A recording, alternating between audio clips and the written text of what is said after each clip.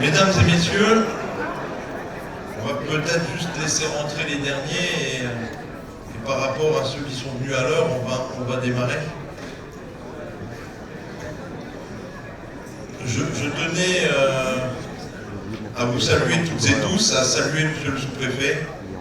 Merci de votre présence. Nous, quelque part, ce soir, on est un peu libre, on n'a pas de match de championnat en retard.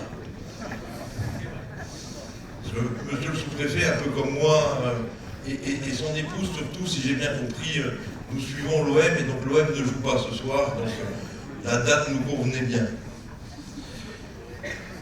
Monsieur le représentant du président Rotner, mon cher Jackie Elgotte, qui doit être dans la salle, je tiens également à saluer, le voilà, Jackie, sois le bienvenu. Je salue également Rachel Zirownik, qui représente ce soir Patrick Weiten, et qui, bien sûr, est membre de notre communauté de communes. Je tiens à remercier les différents collègues élus des territoires voisins, également présents ce soir, l'ensemble des conseillers communautaires, l'ensemble des conseillers et des élus municipaux, messieurs les sages, mesdames et messieurs du conseil de développement, mesdames et messieurs les membres des différentes associations, mesdames et messieurs les responsables des corps constitués de la gendarmerie et de la police. Et si vous le voulez bien, je vais m'arrêter en disant, chers amis, en tous les cas, soyez toutes et tous les bienvenus ici à Cattenom, et je remercie encore Michel Chibi d'avoir mis à disposition cette magnifique salle, comme tous les ans. Merci Michel. Alors vous avez vu, il y a quelques montres. Alors les montres, les cadrans qui sont un peu là, c'est aussi pour rappeler que le temps qui passe, mais c'est en même temps pour être sûr que je ne serai pas très long. On disait que plus ça allait, plus longtemps je parlais. Donc ça commence à m'inquiéter. Donc du coup, j'en ai suffisamment sous les yeux pour me dire à un moment donné, je m'arrête. Et donc si vous voyez que je m'arrête net, c'est que j'aurais dépassé le temps que je m'étais fixé. Vous savez, une cérémonie des vœux, c'est un moment important.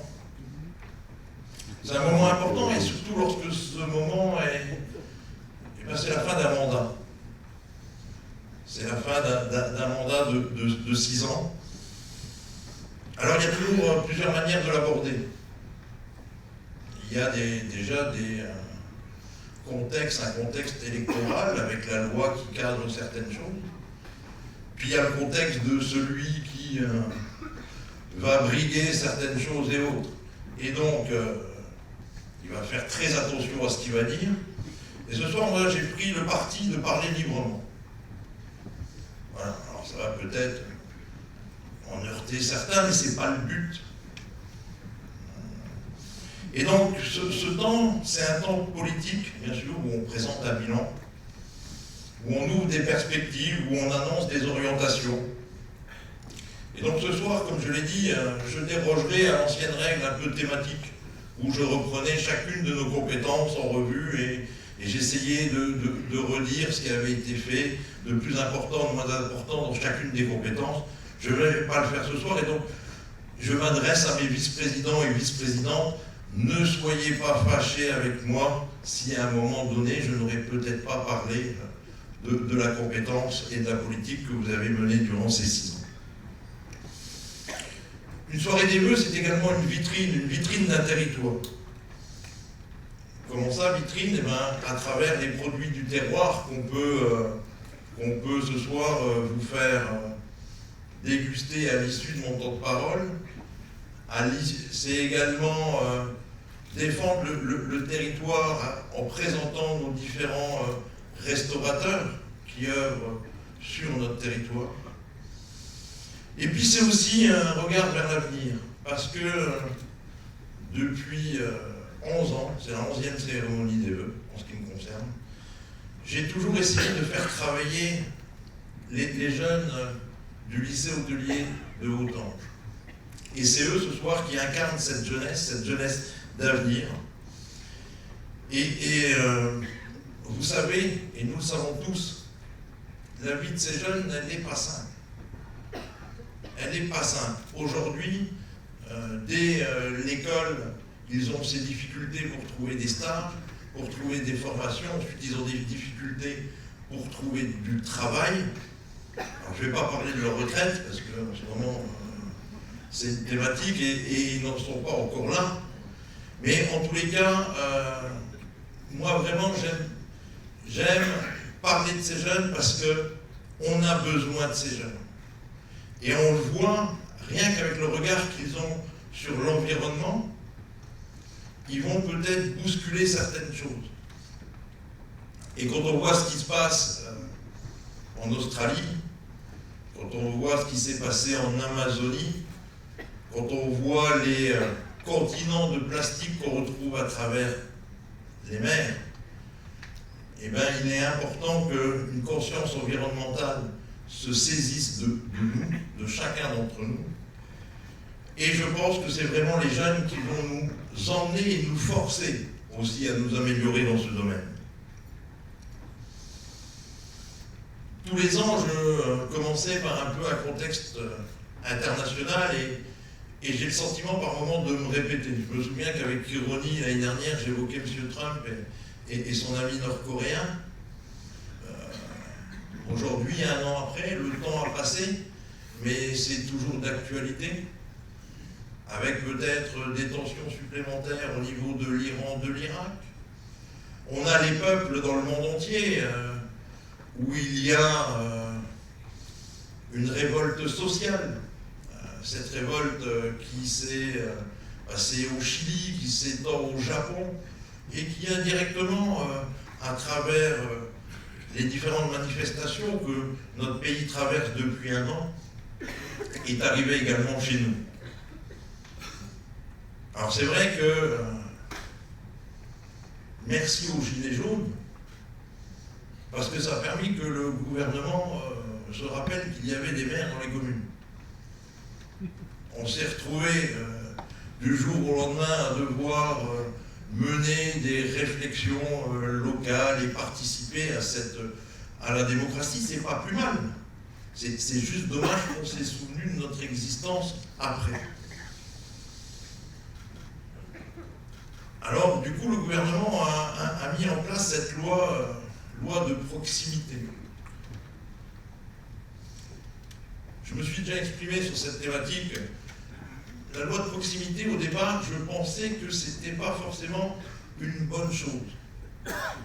Parce que je ne comprenais pas pourquoi il y avait besoin d'expliquer aux EPCI qui devaient tenir compte du fonctionnement avec leur commune et avec leur maire. Ah oui, jusqu'à présent, je veux dire, ça se passait toujours comme ça au niveau de la communauté de communes. Je me souviens du président Barrien qui disait « Il ne se passera pas un projet dans une commune sans que le maire soit informé et mis dans la boucle. » Alors du coup, ça a dû tellement déraper que l'État s'est vu obligé de passer une loi sur la proximité. Et cette loi peut, si on ne sait pas raison garder, être, à mon sens, peut-être dangereuse. Dangereuse parce qu'elle pourrait détricoter l'intérêt communautaire.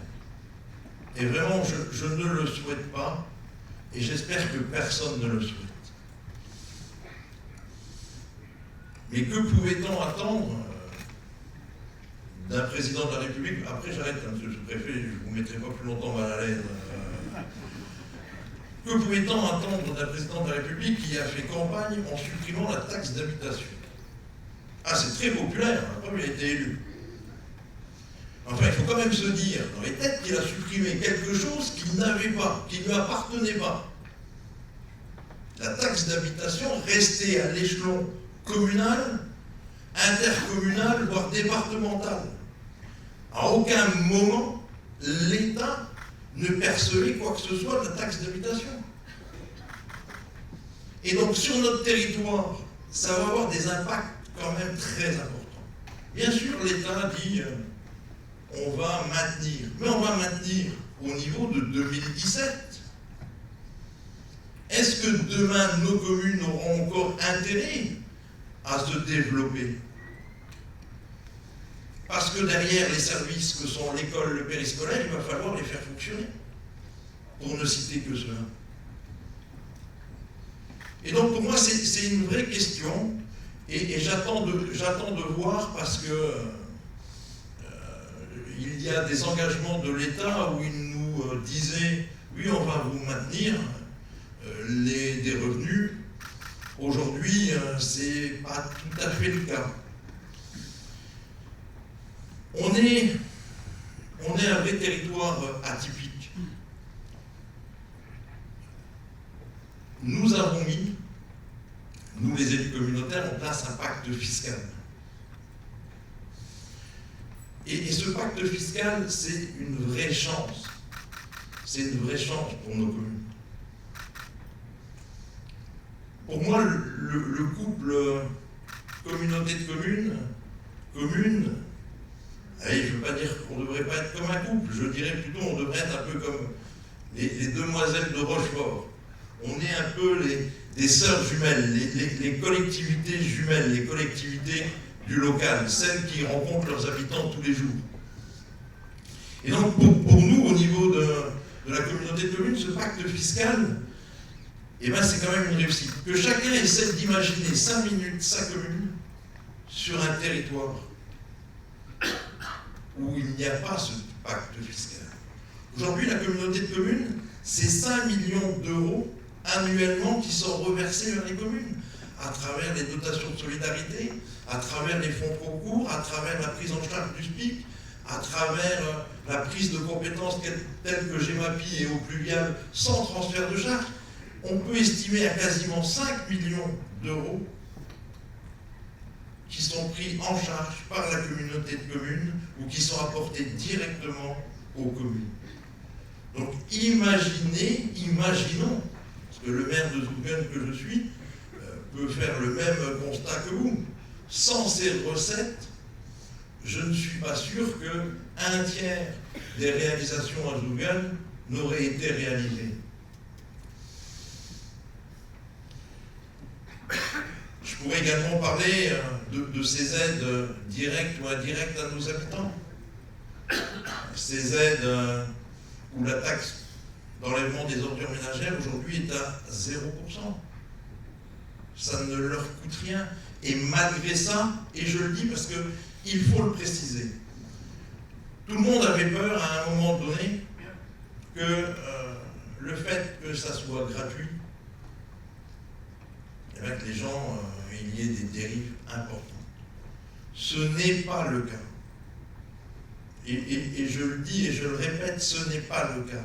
Ce qui veut dire aussi que notre population, à la fois, est quand même attentive à l'environnement, mais c'est aussi des gens responsables, alors que par moment, on a envie de déresponsabiliser notre population.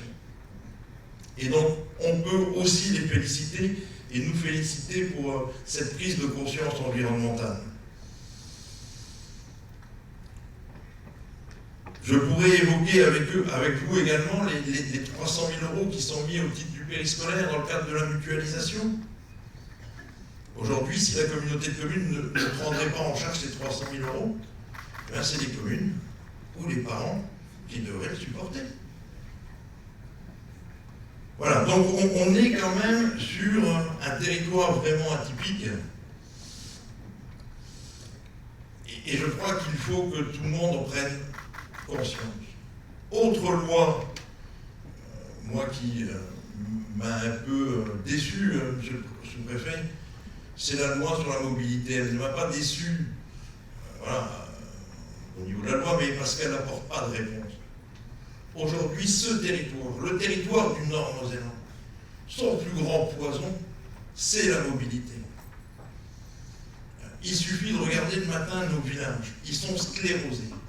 On a une foule de véhicules, alors quand ils ne roulent pas, donc ils sont à l'arrêt, quand ils sont à l'arrêt, ils polluent.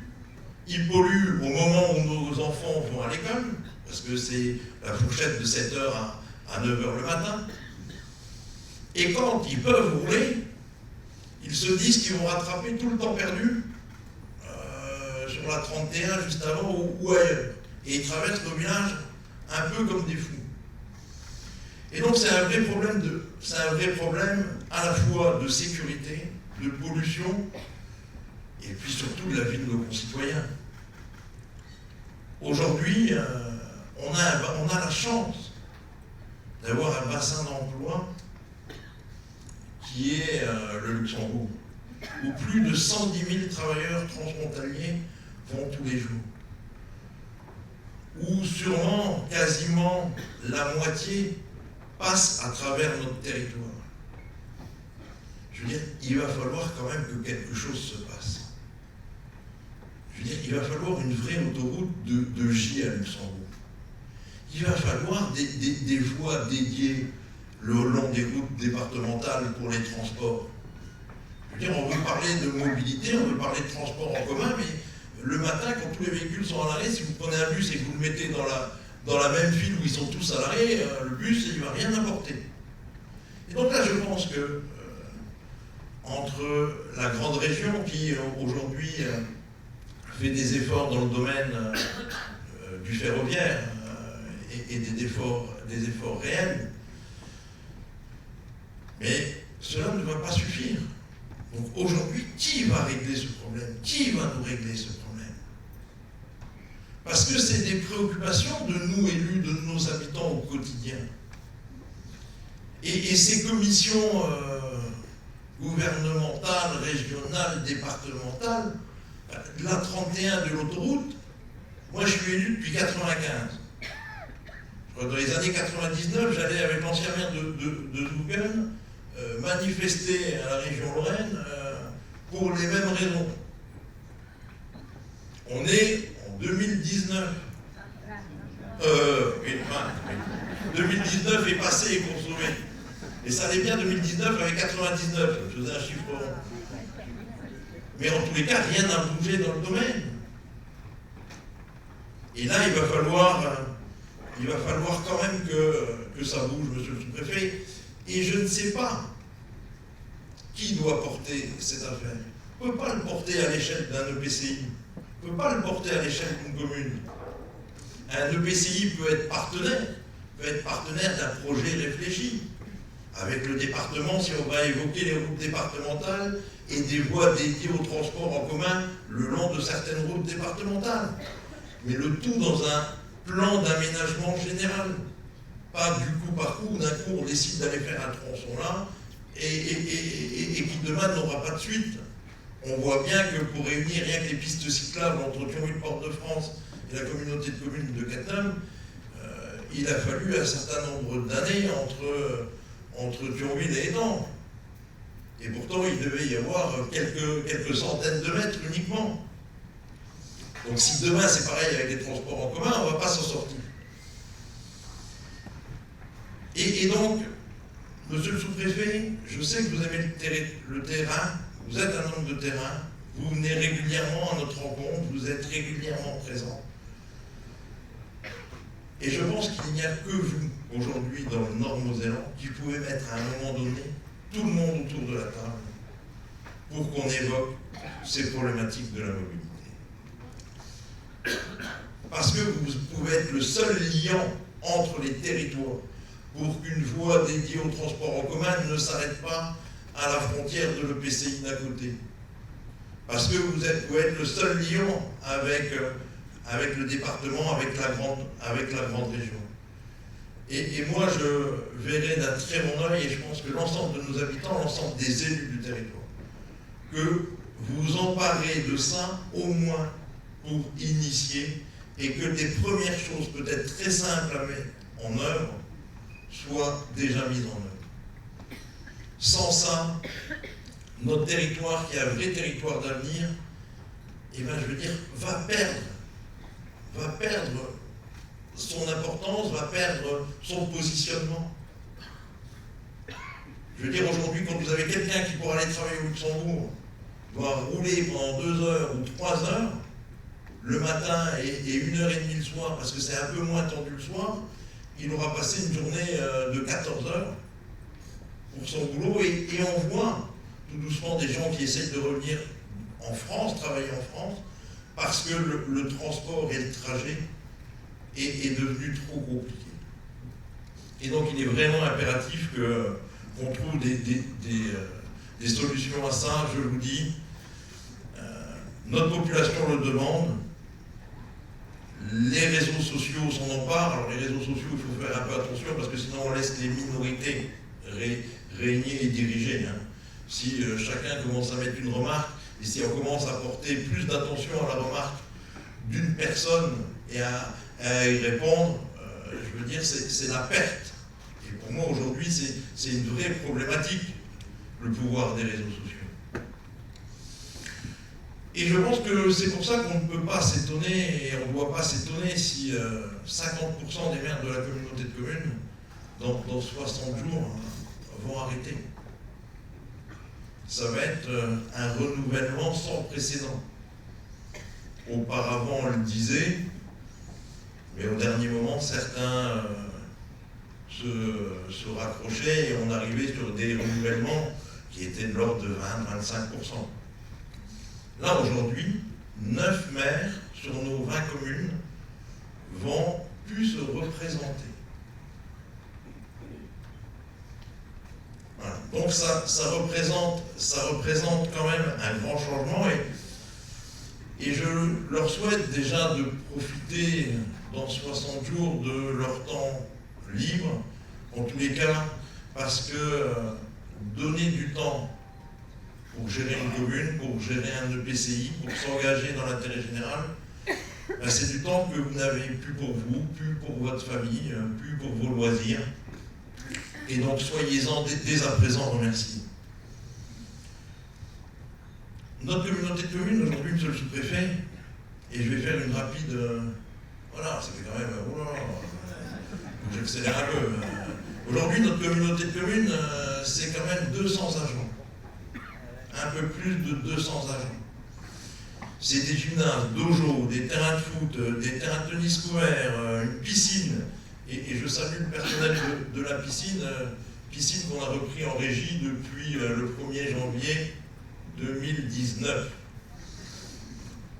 C'est 4 multi-accueils, c'est 120 lits dans ces multi-accueils, 120 lits pour accueillir une crèche.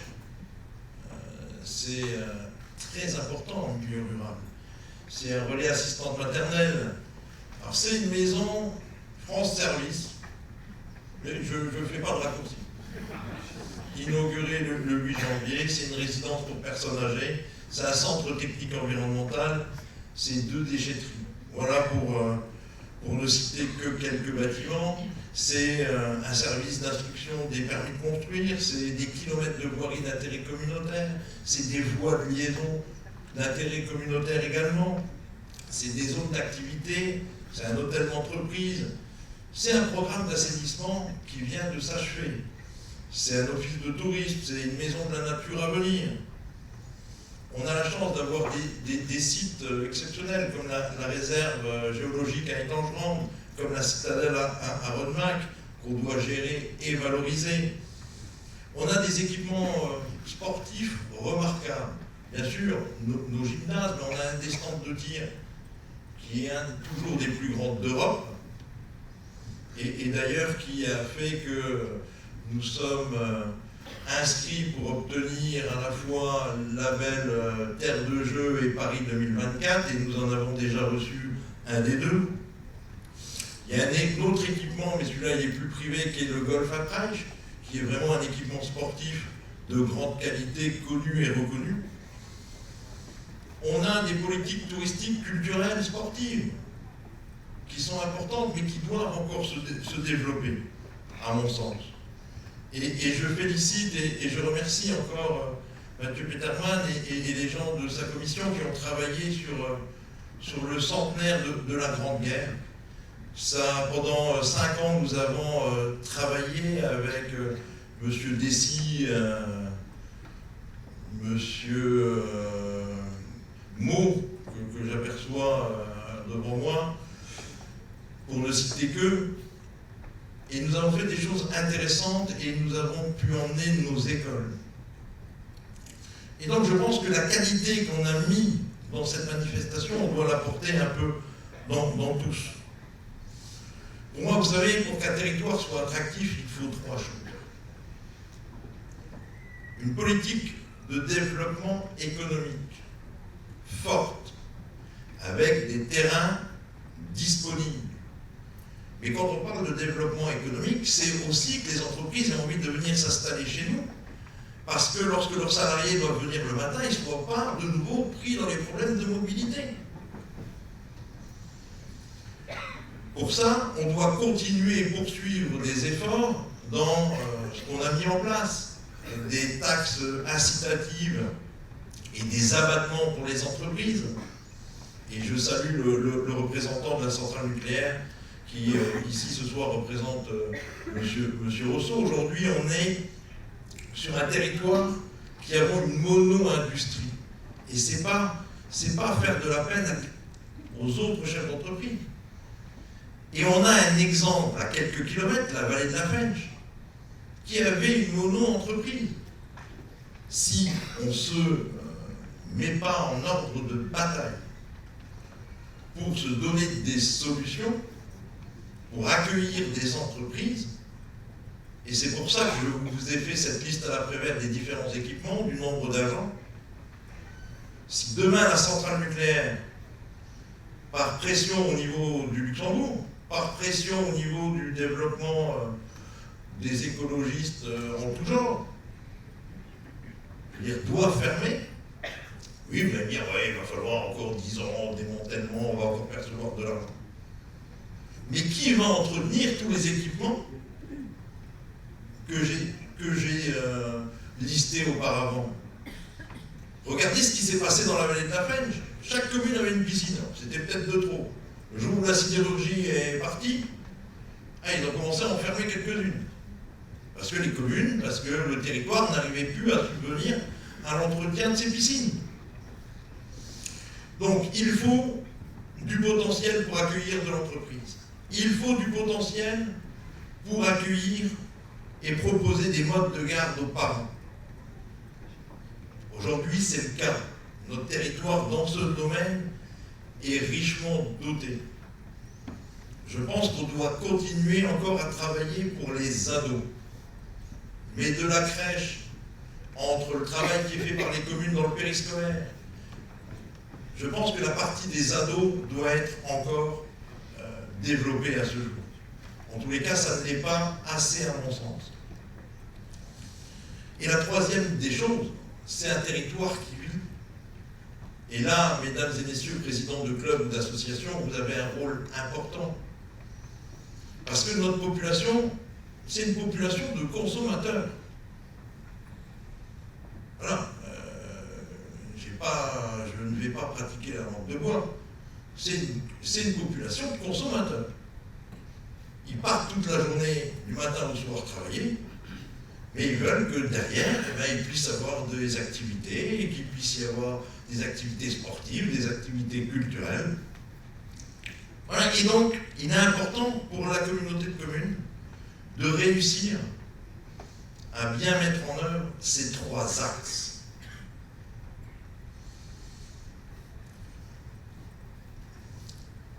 Et j'arrive tout doucement vers la fin et vers mon message principal, qui est celui de me tourner vers demain et de vous dire aujourd'hui, que la CCE aujourd'hui arrive à un carrefour.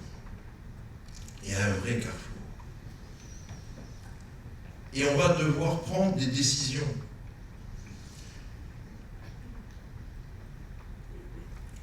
Prendre des décisions, ça veut dire aussi avoir du courage politique. Parce que tout ce qui a été fait jusqu'à présent ne pourra plus être fait demain. Jusqu'à présent, chaque commune, petite, grande, s'est développée. Chaque commune, à travers le premier programme d'assainissement, a pu avoir accès à l'assainissement collectif. C'était le pari ambitieux du président Barriga. Et donc aujourd'hui, ce programme est terminé. Mais demain, c'est fini. C'est fini parce que le SCOT, le schéma de cohérence territoriale, a réglementé tout ça. Et ce n'est pas aux élus que je vais l'apprendre. Les communes ont eu une priorité avec des communes de centralité principale,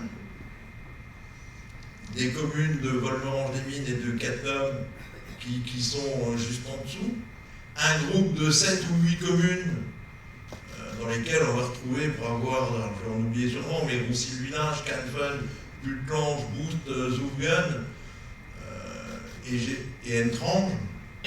Non, même pas Entrange. Entrange est trop proche de Étange-Grande. Et donc vous avez ensuite le dernier niveau,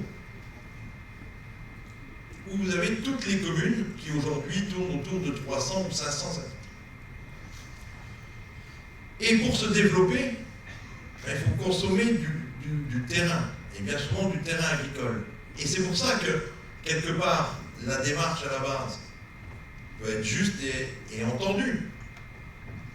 Et je salue les agriculteurs présents ce soir et les félicite encore parce que on pourrait être envieux au niveau des élus communautaires parce qu'une des plus grosses manifestations qui a eu lieu sur notre territoire, c'était Paysans en fait, qui a rassemblé plus de 10 000 personnes. Et donc ce que je disais, c'est qu'aujourd'hui, on a des communes qui, demain, ne pourront plus ouvrir d'espace agricole. Et donc ça veut dire qu'ils ne pourront plus se développer. Donc ça veut dire que le prochain conseil communautaire va devoir réfléchir à un nouveau programme d'assainissement. Que forcément ce programme d'assainissement devra prendre en compte les obligations du SCOT. Et ça va pas être simple. Ça ne va pas être simple à faire entendre et admettre à l'ensemble des élus. D'autant plus que, comme je le disais avant, il va y avoir 9 nouveaux maires. Et on le sait tous, et je suis passé par là, que dès qu'on arrive, on est élu, on a envie que les choses bougent. Donc imaginez ces nouveaux maires dans ces communes-là, on va leur dire, non, c'est pas possible. Et donc là, il va falloir avoir un vrai positionnement. Et je préfère le dire. Et vous le dire ce soir, que tout le monde l'entende. Voilà. Et puis il faudra que la communauté de communes parle d'une seule voix. On a su le faire. On a su le faire par moments. On a su le faire au SCOT, au SMITU, au CIDELON. Je ne devrais pas dire on quand on parle du SMITU, je devrais dire vous qui êtes au SMITU, vous avez su faire entendre et parler d'une seule voix. Et ça, il va falloir continuer. Il va falloir continuer. Vous voyez, je salue Iulich, le maire de Cons-les-Bains, qui nous fait l'amitié d'être présent ce soir. Donc aujourd'hui, j'ai eu un courrier de monsieur le préfet. Donc il m'a réexpliqué, il m'a redit, quelque part, que si la fusion n'avait pas pu avoir lieu avant, c'était parce qu'il ne pouvait pas réunir la CDCI, et qu'il avait pris la tâche de madame la députée et de monsieur du président du département, et qu'ensemble, tous les trois, ils avaient décidé de ne pas réunir la CDCI. Voilà, mon cher Yves, comme ça on est sûr, il n'y a pas seulement le préfet qui n'a pas voulu, madame la députée et monsieur le président du conseil départemental aussi. Mais que cette fusion, pour lui, est actée. Voilà ce que dit son courrier. Elle est actée, mais la CDCI ne sera réunie qu'après l'élection. Voilà. Donc, vous devriez, si le nouveau conseil communautaire de Cattenom reste dans l'optique de son expression actuelle, vous devriez, à mon sens, pouvoir intégrer la communauté de communes de Cattenom en janvier 2021.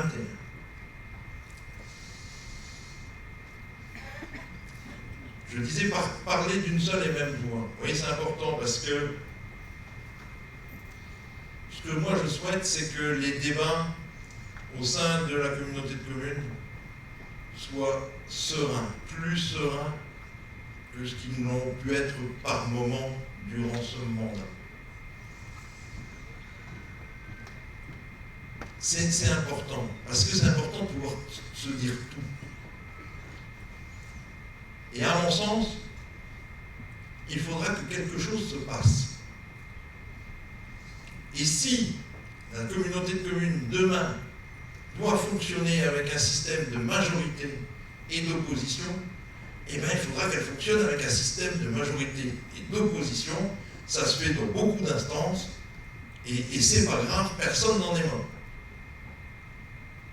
Mais je crois que lorsqu'on arrive à un moment important d'une collectivité, il faut que le bureau et que le président, qui sera élu au mois d'avril, soit élu avec une majorité sur laquelle puisse compter, que le bureau fonctionne un peu comme chacun d'entre vous, vous fonctionnez dans vos mairies, où il y a une transparence, où il y a une possibilité de discussion au sein du bureau, où tous les sujets peuvent être mis sur le tapis. Ça ne veut pas dire que plus personne n'aura le droit de s'exprimer. Non. Ça veut dire justement que tout le monde s'exprime un maximum.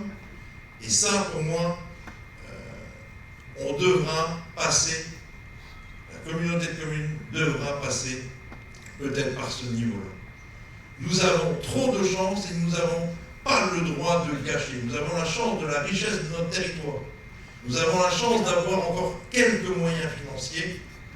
Nous ne pouvons pas, à cause de discussions et de problématiques, je dirais, individuelles ou mineures, passer à côté de ça. Et moi, je souhaite que le président élu le 14 avril ait une vraie majorité autour de lui et une équipe dans son bureau qui soit la plus transparente et la plus compétente possible, de manière à ce que chacun des sujets puisse être abordé. Voilà, j'en arrive tout doucement, et ça fait quand même 40 minutes, c'était pas prévu. Donc je voulais remercier encore l'ensemble des membres du Conseil de développement pour leur travail. Je me souviens du président Gerbert qui m'avait dit « Mais attendez, c'est vraiment pour faire quelque chose ou c'est pour faire... » Non.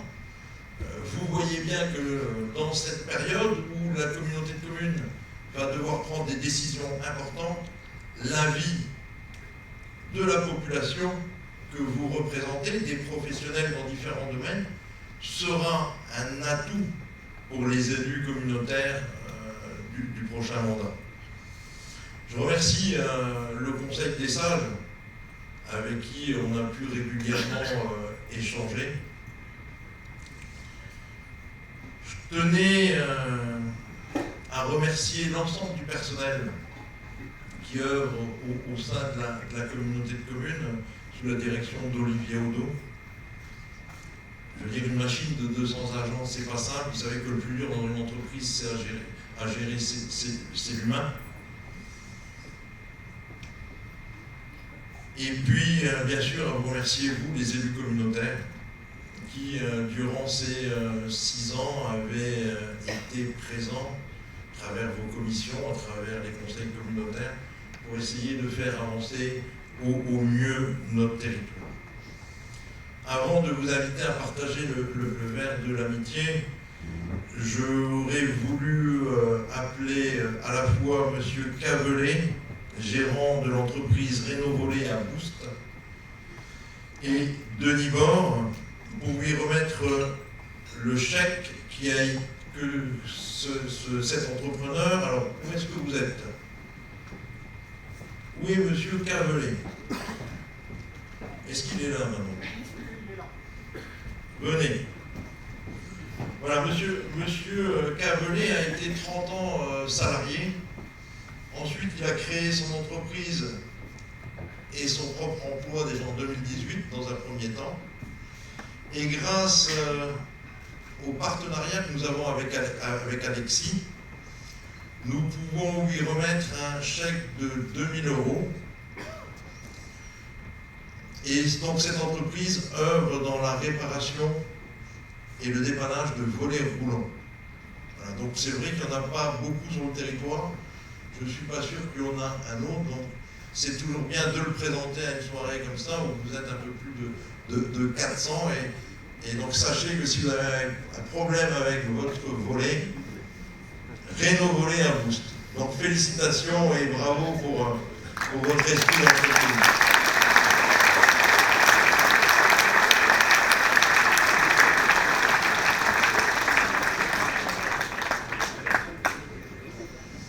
Voilà, je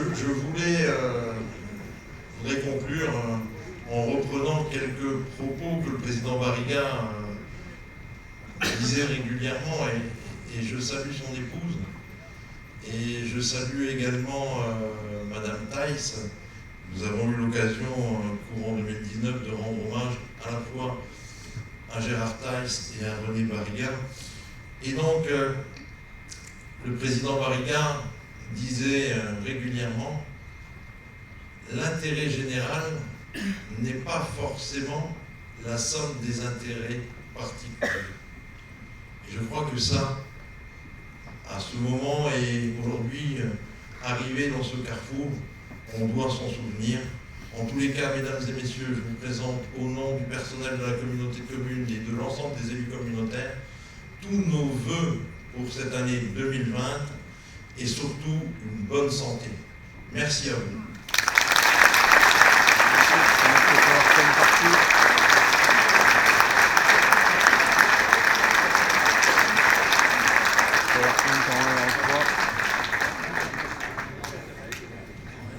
Ah non, PowerPoint.